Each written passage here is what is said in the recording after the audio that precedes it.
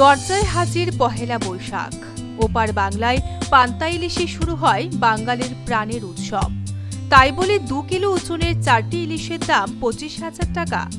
নববর্ষের সকালে পাতে 1 টুকরো ইলিশ ভাজা এখন ওপার বাংলার রেওয়াজে পরিণত হয়েছে। আর বাঙালির এই চিরন্তন আবেগকে পুঁজি করে গলা কাটছেন মাছ ব্যবসায়ীদের একাংশ। শনিবার বরিশাল নগরীর পোর্ট রোড মোকামে 2 কিলোগ্রাম ওজনের 4টি ইলিশ বিক্রি হয়েছে 25,000 টাকায়।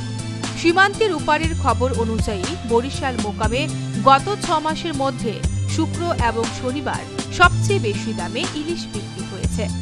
এই মোকামে শুক্রবার 1 কিলো 250 গ্রাম থেকে 1.5 কিলো ওজনের প্রায় 38 কেজি ইলিশের দাম 1,20,000 টাকা।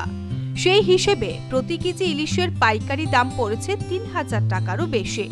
2 থেকে 2.5 কেজি ওজনের 4টি ইলিশ 25 থেকে 30,000 টাকা বিক্রি করছেন মাছ ব্যবসায়ীরা।